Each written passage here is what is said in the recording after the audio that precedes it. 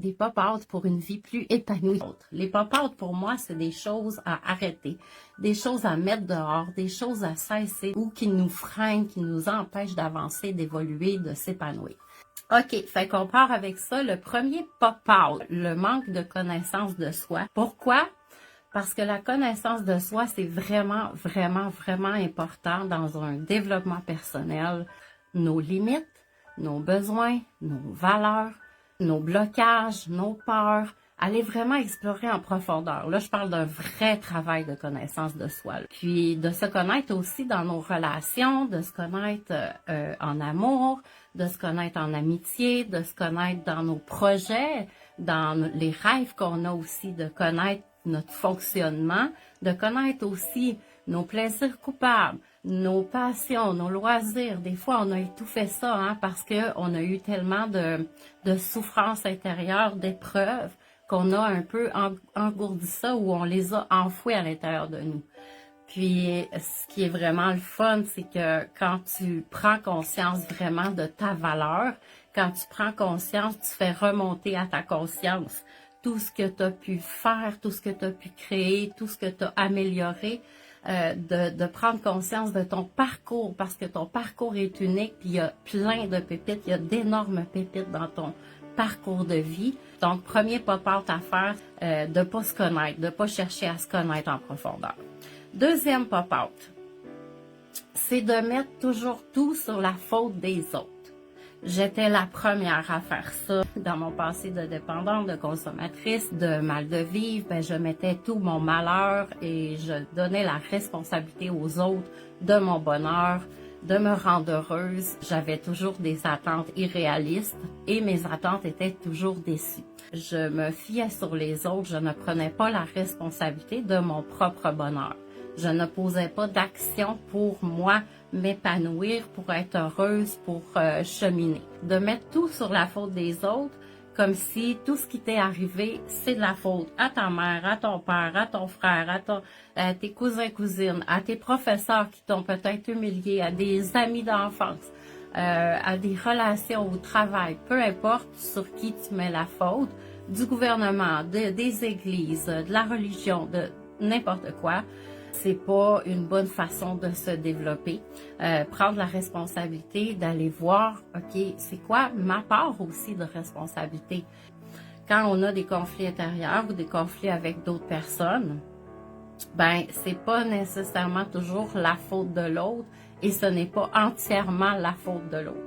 On a des comportements, on peut jouer des rôles, on peut porter des masques, on peut avoir des blocages, des peurs qui font en sorte qu'on a des mauvais comportements ou des comportements pas souhaitables en relation.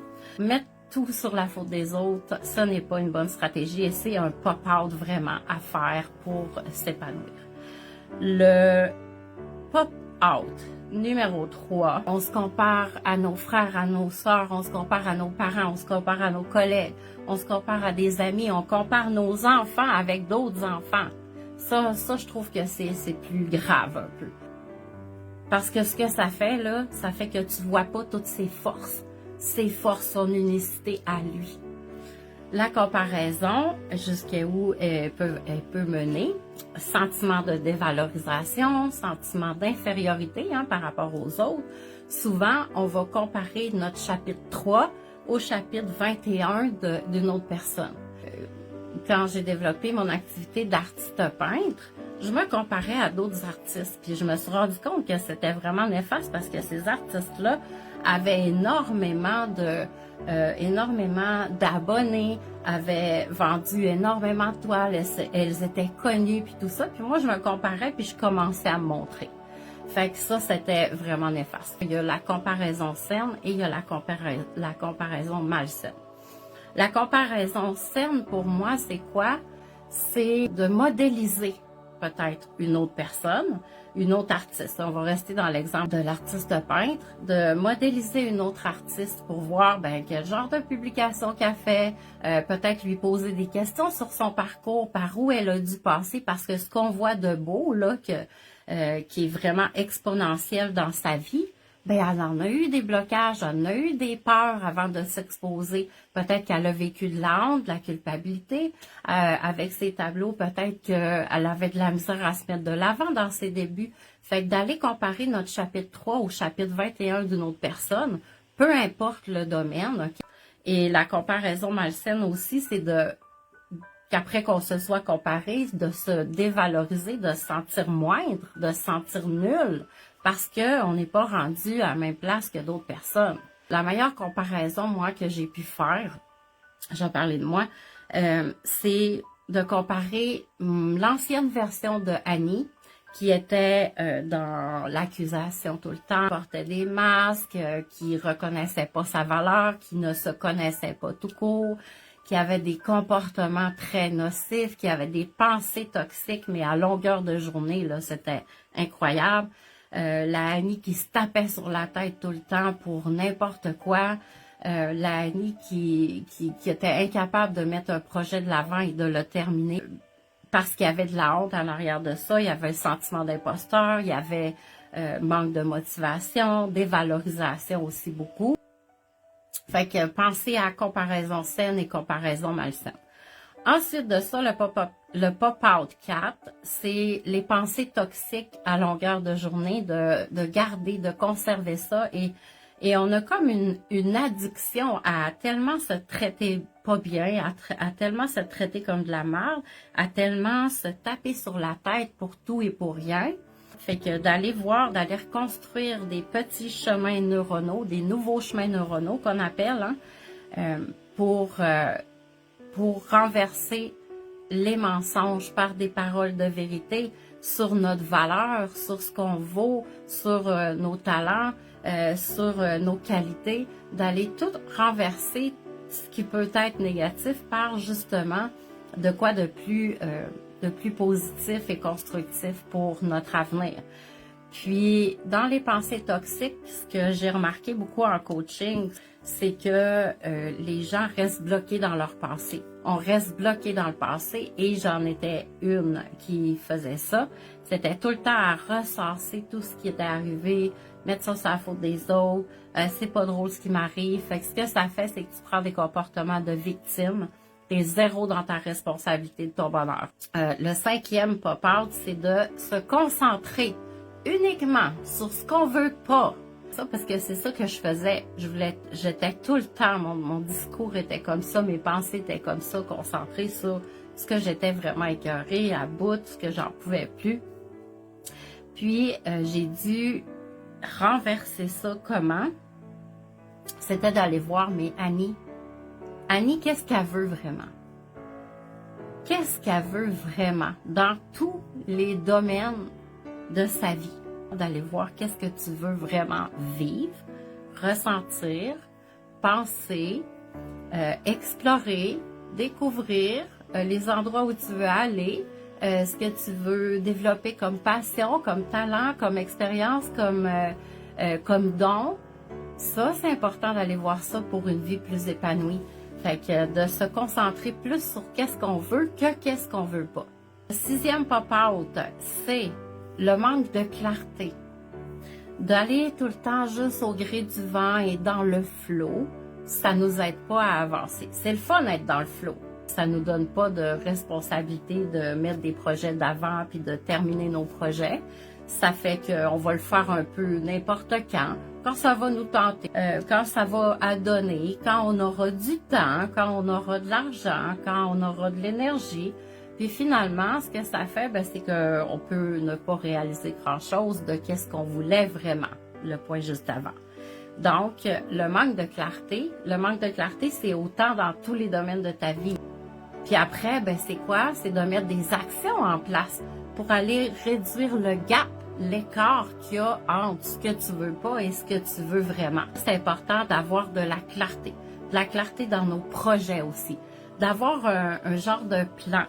Quand j'ai créé le planificateur pop-up et prise de conscience, il a fallu que je me fasse un plan. Si j'étais allée que dans le flow, il serait pas encore sorti. Parce que moi, il y en a plusieurs comme ça. On est des multi-projets, on pense à 1000 et une affaires, on veut réaliser plein de choses. Puis quand on commence plein de projets en même temps, ben on risque de pas les finir parce que ça devient le brouillard, ça devient plus clair, ça devient le bordel dans nos affaires, fait qu'il y a rien qui finit par se réaliser. Donc, avoir un plan clair de c'est quoi les étapes à mettre en place pour arriver jusqu'à l'impression des planificateurs, jusqu'à la livraison d'un tableau. Fait que je me faisais des cartes mentales comme ça, puis ça m'encourageait parce que j'avais de la clarté, je savais où est-ce que je m'en allais. Puis même si j'interchangeais des étapes, ben c'était pas grave parce que au moins j'avançais. J'étais pas dans le flou. De mettre de la clarté dans nos projets, dans ce qu'on veut réaliser, c'est super important. On finit par être dans un brouillard mental parce qu'il y a trop d'idées dans notre tête. Fait que de déverser, de faire des cartes mentales, c'est super génial, vraiment pour ça, pour aller mettre un peu de clarté puis dire, OK, ce serait quoi la priorité numéro 1? C'est quoi que je veux plus, tel projet avant l'autre ou ce projet-là sur lequel je vais me concentrer pour les 90 prochains jours. Moi, je fonctionne avec des périodes de 12 semaines.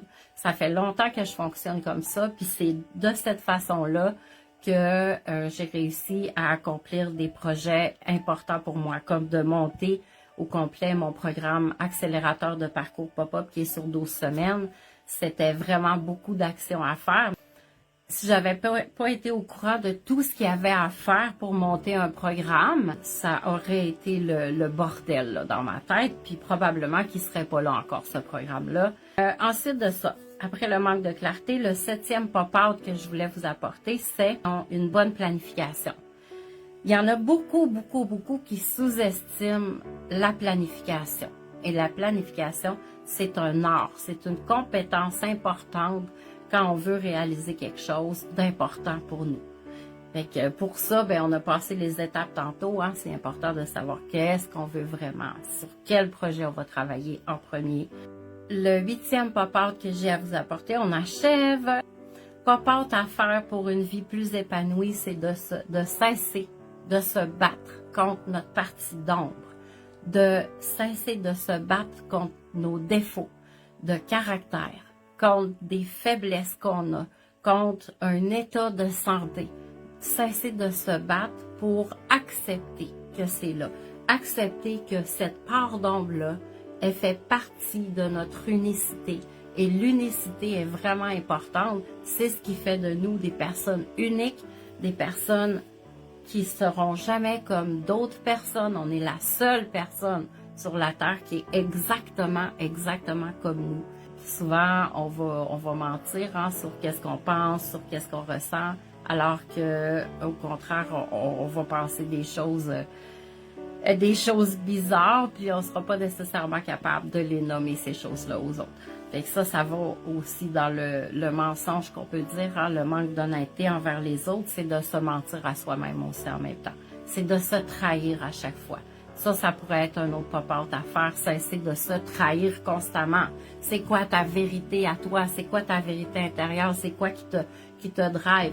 Est-ce que quand quelqu'un d'autre te dit sa vérité intérieure, ben tu baisses les bras sur la tienne, puis tu la maintiens pas ferme, ta vérité? Parce que on porte toutes des vérités, on a toutes des croyances profondes sur lesquelles on se base, puis les autres ont leurs propres croyances. Les respecter, les croyances des autres, c'est super, mais de respecter ses propres croyances, c'est encore plus génial. Donc, d'arrêter de se battre contre ce qui est noirceur, ce qui est ombre, ce qui est les défauts. Puis c'est ça que je faisais avant, c'est un pop-out vraiment que j'ai dû faire, qu'au lieu de me battre contre et de ne pas vouloir avoir ces défauts-là, ils sont là à différents degrés, à différents moments de la vie. Donc, les accepter, ça a été vraiment bénéfique pour moi parce que j'ai arrêté de me battre. J'ai fait comme, OK, oui, je porte ça en moi, mais je porte aussi beaucoup de lumière. J'ai beaucoup de force, de dons, de talent, de capacité. J'ai développé beaucoup de trucs pour justement l'épanouissement.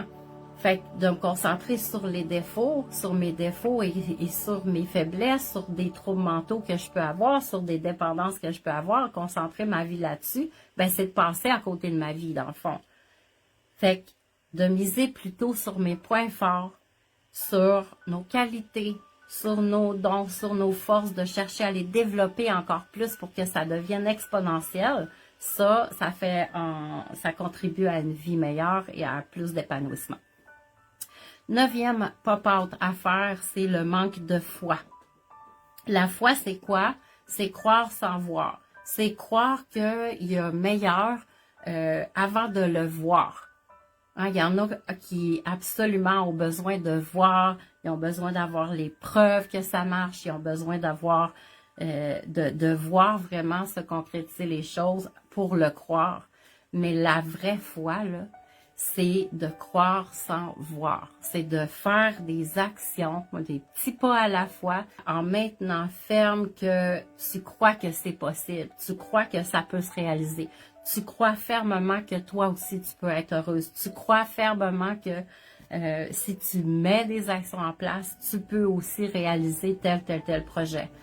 Il a fallu que j'aie la foi de me dire, OK, je suis pas capable de faire ça encore, mais je crois que c'est possible. Je crois que c'est possible de réaliser ça. Fait que je vais le faire. Je suis pas pire qu'une autre, là, je vais le faire. Puis si je vois que ça me passionne pas, telle affaire, ben je change de projet ou je change d'avenue, puis il y en a pas de problème. Puis tu sais, c'est pas des échecs, c'est pas des erreurs non plus. Il faut tester. C'est Dieu a placé, il nous a chargés du plan divin. Je trouve ça important de développer ma relation avec lui parce que c'est vraiment lui qui m'aide dans tous les domaines de ma vie. Je me confie à lui, je lâche prise. Et c'est mon 10e pop-out, de lâcher prise. Le contrôle excessif à mettre dehors. De lâcher prise plus souvent sur des choses qu'on peut pas contrôler. On peut pas contrôler la température, tu peux pas contrôler ce que ton voisin va dire, ce que ton voisin va faire, comment il va réagir. Tu peux pas contrôler non plus ses actions. On se porte garant de contrôle excessif sur des choses qu'on pourrait juste comme, je lâche prise. Je te confie ça. Fait que la foi et le lâcher prise, pour moi, c'est deux choses qui vont ensemble. Deux choses importantes. Pour moi, lâcher prise, c'est vraiment ça. C'est que je vais adresser une prière, je vais me plaindre à Dieu, je vais pleurer s'il faut, je vais écrire, je vais me déverser. Après, je vais adresser une demande claire de qu'est-ce que je veux vraiment. Parce que Dieu, il connaît notre cœur, il connaît nos besoins plus que nous autres, souvent, on les connaît. Donc, après, je vais vaquer à mes occupations et je vais le laisser agir dans ma vie. Je vais continuer les actions que j'avais commencées. Je vais continuer ma vie. Puis, à un moment donné, il y a un événement qui arrive, un pop-up qui est là, qui fait comme, OK, pour moi, c'est des clins d'œil de Dieu. C'est que Dieu est venu parler à mon cœur. Il m'a envoyé telle personne sur ma route pour que, justement, ce que j'ai demandé, ça puisse se concrétiser. J'ai entendu quelque chose à la radio. Dieu se manifeste à travers les gens et les événements. Et que si on reste seul dans notre coin, on n'a pas de relation humaine avec les autres, comment, parce que Dieu, il nous parle à travers les autres. Il vient nous montrer des choses, des leçons à apprendre, des voies qu'on n'aurait peut-être même pas explorées si on était resté seul dans notre coin. Je pourrais dire aussi, un autre pop-out, c'est de sortir de l'isolement. De ne pas rester seul quand on vit des choses difficiles, d'en parler, de le nommer, d'avoir une personne de confiance à qui on peut parler pour aller se déverser un petit peu. Il y a une parole qui dit justement que frères et sœurs, vous vivez les mêmes souffrances dans le monde entier. Et quand on va parler de nous, quand on va se montrer totalement vulnérable, authentique, et qu'on va nommer nos combats, nos peurs à d'autres personnes, ben on se rend compte qu'on n'est pas tout seul là-dedans. Qu'il y en a d'autres qui vivent aussi ces combats-là. Il y en a d'autres qui les ont vaincus, ces combats-là. Fait qu'on peut leur demander des trucs, des conseils, comment ils ont fait pour se rendre jusque où est-ce qu'ils sont. Donc voilà, c'était les 10 pop-out, 10, 11, 12. Et je vous souhaite une merveilleuse journée. Je te conseille vraiment la playlist DPP, Département des pop-up et pop-out. Il y a 4 vidéos à date là-dessus. Puis, il y a de l'humour. C'est plein d'humour et de bon sens aussi. Et j'aimerais savoir, en terminant, lequel des pop-out est-ce que tu as aimé? Puis, si tu veux en ajouter, ajoute-en, ça peut aider d'autres personnes. Rappelons-nous qu'on est humain, humaine, pas parfaite, mais qu'on est en chemin vers la vérité et la liberté.